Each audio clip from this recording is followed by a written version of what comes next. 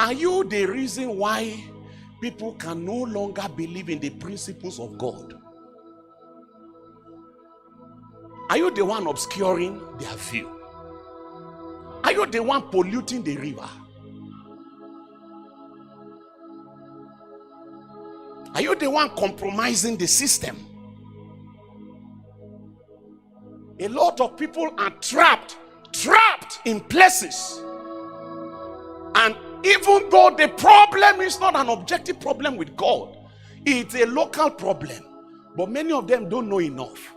So they say, what else does God require that we are not doing? How is it that there's no feedback from heaven? Has God altogether forgotten how to be faithful?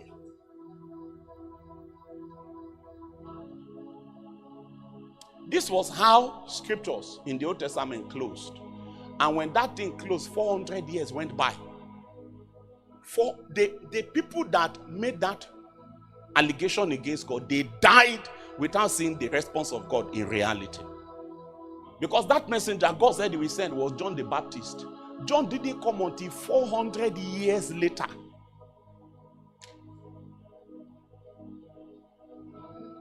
So those that were prospering in evil, they actually had a lifetime to prosper. And those that were confused had a lifetime to be confused.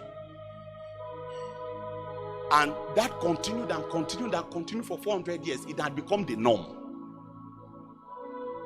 So you now had a generation of people that were so invested in the view that no matter how much evil we do, God no longer cares. And they were giving birth after their own kind. Huh?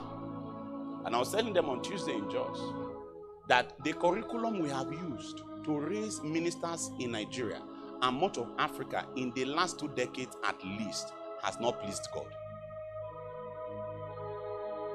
Many of us are the product of broken spiritual systems. They think that you are running with passionately. In large part, they are flawed in the spirit. But it was handed over to you like that. In the days of Malachi, that transition went on for 400 years.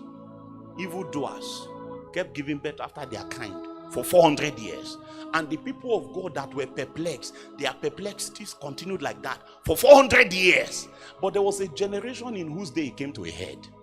That is the day of the messenger. And so that I can run ahead of my time, I don't even know how much time I have left. I want to say to you that everything I'm saying this morning is because I'm looking for one category of people. It's verse 1 category, and it is the category 1 messenger. That's what God sent me here today to say to you that there is vacancy in Zion. God is looking for messenger. And the trouble here is that the messenger, you would have thought that the mouthpiece of God will be the priesthood. In the day when the leadership now needs intervention, God now needs to find a little group, the messenger category. These ones now are the ones that we labor so that the ministers, the leadership can now again begin to function. Listen to me.